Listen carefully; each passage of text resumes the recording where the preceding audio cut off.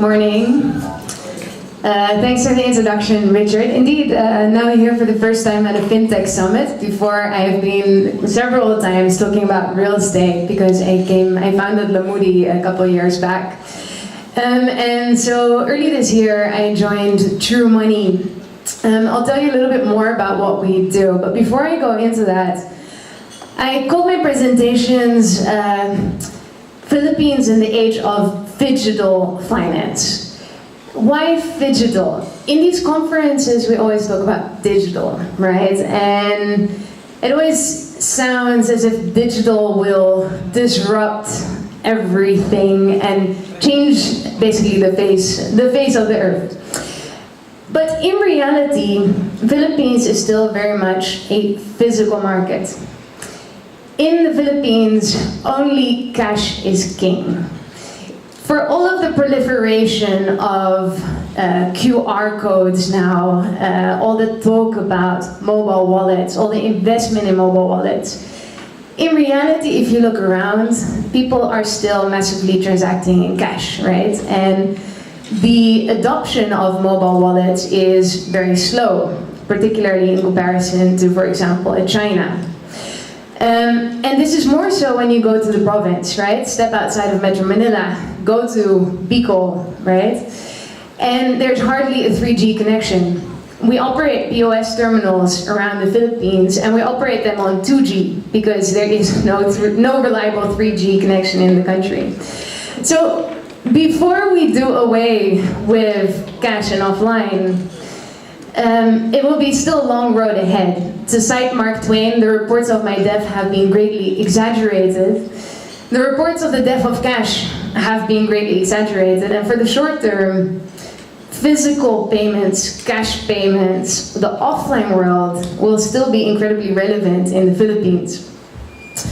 This is particularly so in e-commerce, right? Anybody who is in e-commerce knows the pain of cash on delivery. Still, 5 years into the game for Lazada, more than 90% of payments is COD, right? And we also know that COD is painful.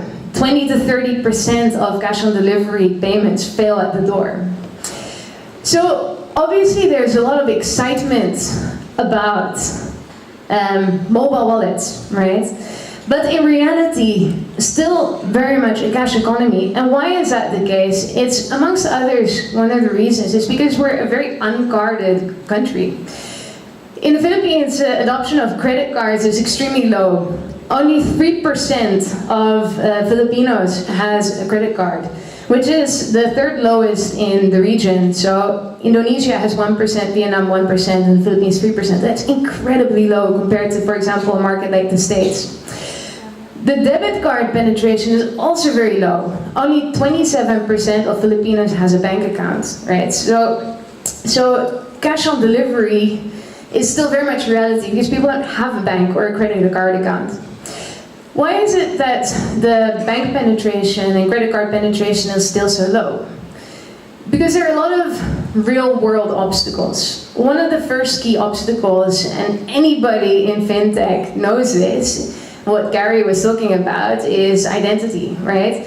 So there's no national identity system in the Philippines. They're working on it, and I think it could be a major accelerator of fintech once the Philippines has a national ID system, similar to India.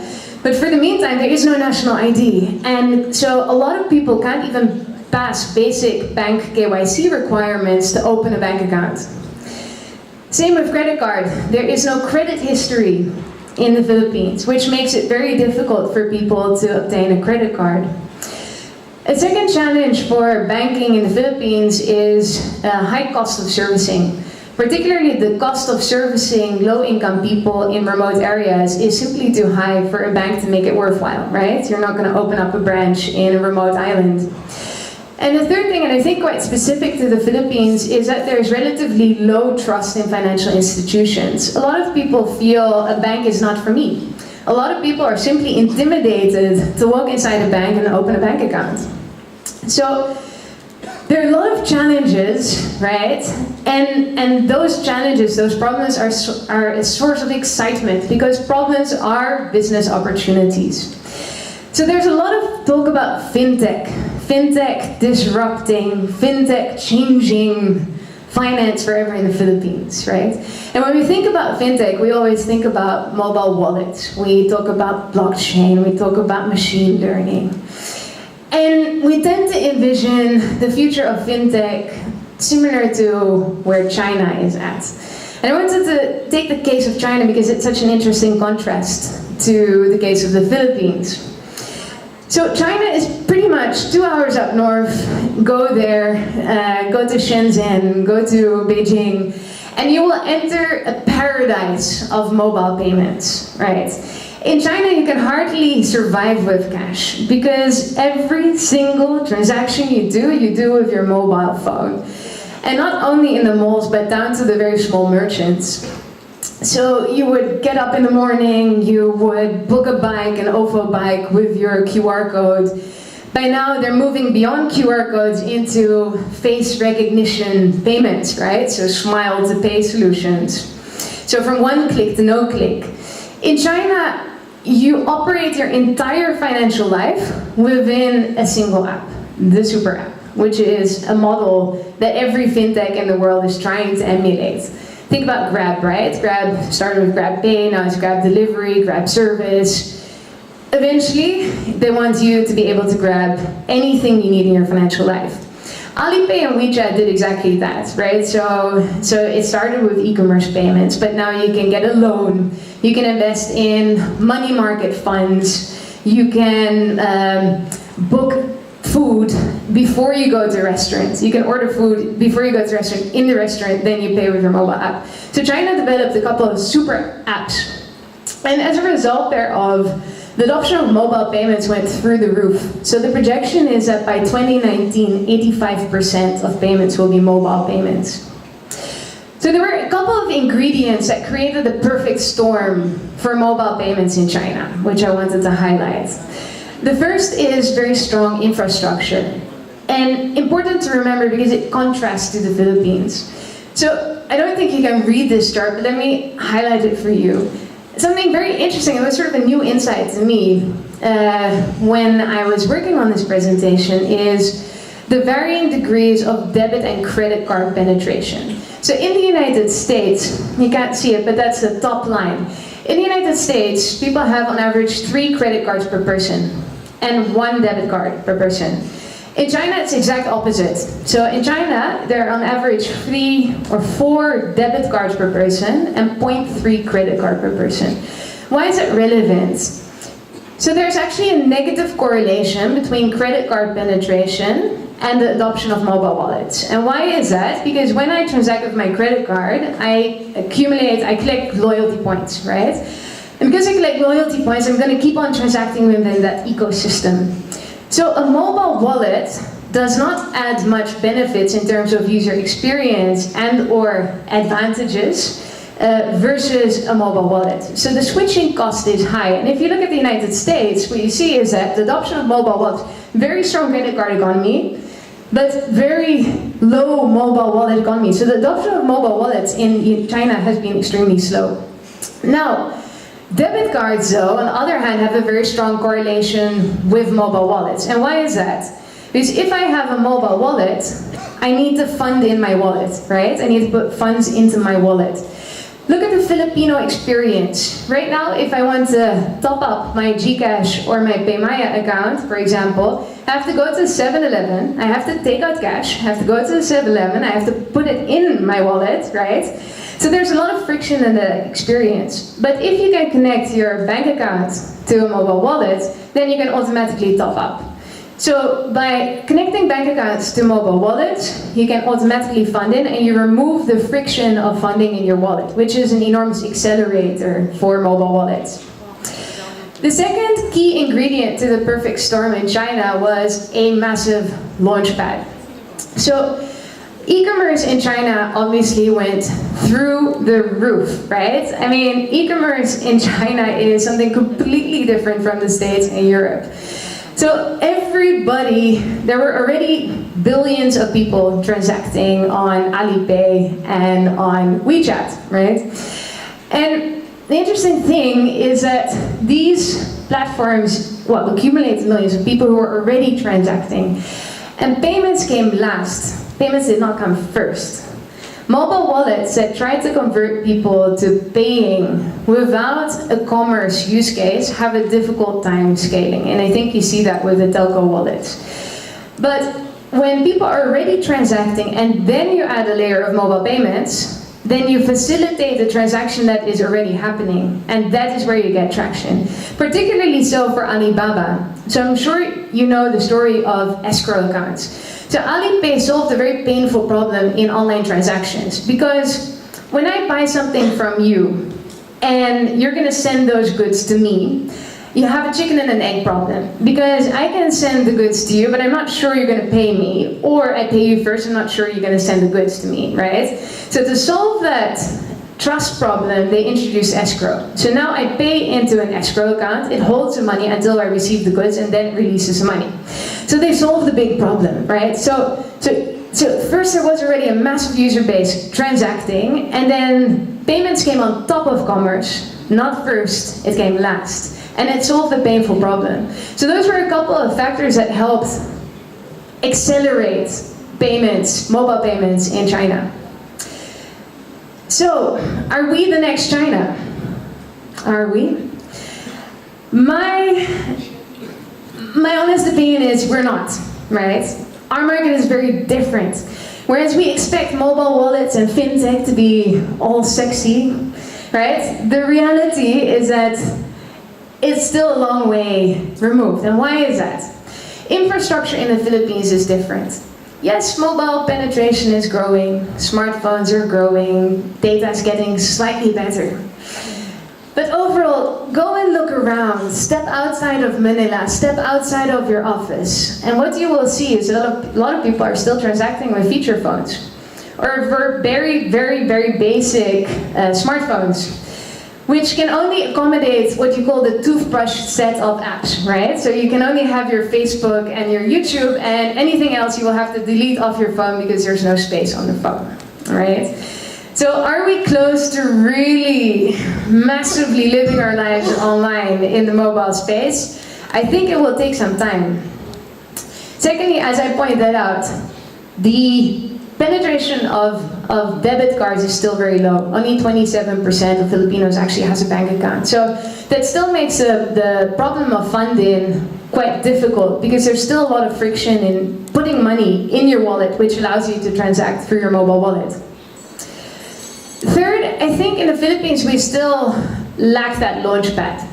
Yes, there are a couple of platforms which are doing great. I mean, the growth of Lazada has been phenomenal, right? But does it reach your CDE population? I think in the Philippines we should not forget that only 15 million of us are ABC population. 60% of Filipino population is D, right? So these people have a completely different digital experience from your ABC market. And I think that's important to realize in all of the excitement about e-commerce and fintech, right? Lazada is doing really well, but still only addresses part of the population. A Grab is a wonderful solution for all of us in this room, but my employees who earn 30,000 pesos per month, even up to 50,000, can't afford it. Beep is an interesting model because it serves your mass market, but it's limited, at least until now, to public transport in your key cities. So I think in the Philippines at this point we don't yet have the launch pad, right? So still relatively poor infrastructure, right? We lack a scale platform that will be the jump off point at this point. So the struggle is real, in my opinion. So TrueMoney came up with what you might call a retro solution. Call us old school, but we invented a radically new innovation, and it's called offline. The Sari Sari store. The Sari Sari store is truly the cornerstone of the Philippine economy. We have, one and a half million Sari Sari stores on a population of around 100 million. So we have around 100 people per Sari Sari store, right? So you have an intense density of Sari Sari stores. And these sari-sari stores cater to basically the commercial life of your regular Filipino, right? You buy everything in your sachet format, your tinga format, and these sari-sari stores are actually the perfect cornerstone, the perfect foundation to build a financial network on top of it. Why? Because you have massive distribution, 1 million sari-sari stores. So what TrueMoney has been doing is we've been equipping all of these sari-sari stores with basic POS devices. So with only 5,000 pesos, which goes as working capital into your POS device, you can start to operate a basic financial center, right? And so by having such a low-cost model, it allows us to scale very, very fast. I'll give you some more numbers on that. So TrueMoney is not yet very familiar in the Philippines, unless you have already seen a TrueMoney center near you, which you will in the province. But TrueMoney is actually one of the largest fintech companies in Southeast Asia. It started in Thailand, and it is backed by Alipay and the CP Group. CP Group is a very large Thai conglomerate. Our mission as a company is to provide access to affordable financial services. So two components, access and affordable financial services. We provide access through two channels. One is through a mobile wallet, and the other one is through an agent network. And I want to focus on that agent network. So in Thailand, we already have a user base of 10 million wallet users. It's actually one of the largest mobile wallets in Thailand. And across the region, we have around 50,000 agents who processed last year over $5 billion in payments. In the Philippines, in just 1 year, in less than 12 months, we grew to a network of 14,000 TrueMoney agents, right? Smart Padala has a somewhat similar model. It took them around 15, 20 years. And TrueMoney did that in 1 year by having a very low-cost, very scalable model. We processed over 4.5 billion pesos in payments in the first couple of months of this year. So what we do, we provide access by building a large-scale, affordable network. So through an affordable solution, building a network very, very fast. And we're in the business of providing access. Actually, we do last mile distribution. And so we do last mile distribution for financial services, but also now starting to go into physical services. And again, leveraging that physical distribution network of sari-sari stores.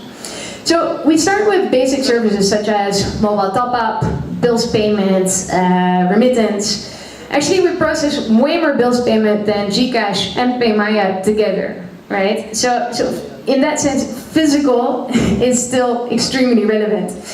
Next, we go into the distribution of basic financial services such as lending, micro-insurance products, micro-investment products, looking at branchless banking.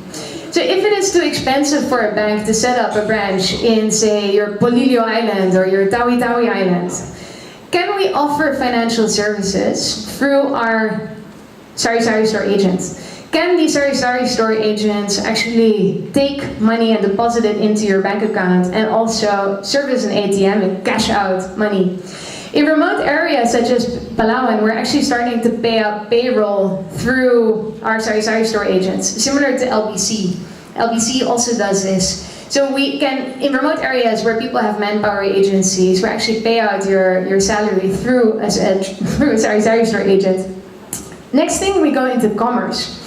So we've been working with Lazada over the past few months, and we did 2 steps in that process. So since recently, we have started accepting payments for Lazada products. So you can actually go to TrueMoney Center and pay for Lazada products through the center. But the more interesting part is the logistics part. So we have partnered with Lazada Express, where merchants of Lazada can come and drop off. So we've installed drop-off boxes or cages in our TrueMoney centers. Lazada merchants can come and drop off their goods in that drop-off cage, and then Lazada will come and aggregate these goods and ship them to the distribution center. Next, they ship them back to a TrueMoney center, where then you can pick up your goods, right? So in terms of the problems of cash on delivery, people not being there, are now solved by leveraging this TrueMoney store as your next door neighbor for e-commerce goods pick up and drop off. So it's interesting that we can leverage this physical network for both distribution of financial products, but also of physical products. The next step for us will be to launch a mobile wallet, right? But that mobile wallet cannot exist without that physical infrastructure, because we just concluded that you cannot link your bank accounts, or only few people can link their bank account to mobile wallets. So what we need to do is to build a very large network of fund in and fund out points, cash in and cash out points, where you can put money in your wallet and take it out of your wallet. So we're building this large physical network of sari-sari stores, which becomes an enablement, a platform, a foundation for the mobile wallet to be able to function. The third thing that we do is build cashless ecosystems. And I wanted to highlight one example of a project we're doing with Unilever. So Unilever has territorial distributors. And these territorial distributors go to a sari-sari store and they bring products, they bring goods, and they collect cash. There are two pain points. The first pain point is cash handling risk, because now I'm carrying 20, 50,000, 100,000 pesos in my pocket. The other thing is time, because these retailers actually, they spend 2 to 3 hours per day in depositing cash in the bank. So this is a painful problem. So the project that we came up with together with Unilever is that we gave their retailers a cashless card.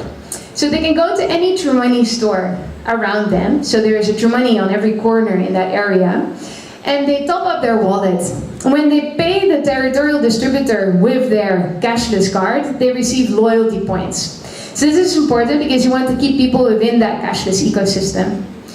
The more important part, though, the more interesting part, comes when we realize how much data we collect by doing this. Because now we have data on the exact payment flows within that sari-sari store. How much do they order? How much do they sell out? How much do they order? How much do they sell out? And this is incredibly valuable data, because one of the reasons why SMEs, and more so the sari-sari stores, have never been able to have access to formal credit is because there is no data, right? And so by developing such a small-scale cashless ecosystem, you can collect data and you can use that data to start credit scoring properly. And through proper credit scoring, you can start to offer affordable loans, right? Instead of informal loans where people pay up to 15, 20% per month, right? So it's one of the initiatives to help break the spiral of poverty of lending. So to conclude, TrueMoney is very well aware that the future is digital, right? The future of mobile payments is wallets, right? The future is probably QR, similar technology. But the present is physical, right? And therefore, to build a foundation for a future mobile wallet ecosystem, we still need to realize that we need to provide physical access. We need to do so in a low-cost way and tap into the local community to solve the trust problem in financial institutions. You might not trust your bank, you might not feel comfortable walking into the bank, but you surely trust your local sari-sari store. So this is how we are how we're addressing the future of fintech in a digital way. For now, the Philippines is physical, cash is still king. So whereas the future is digital, our present strategy is a strategy of being phygital. Thank you very much.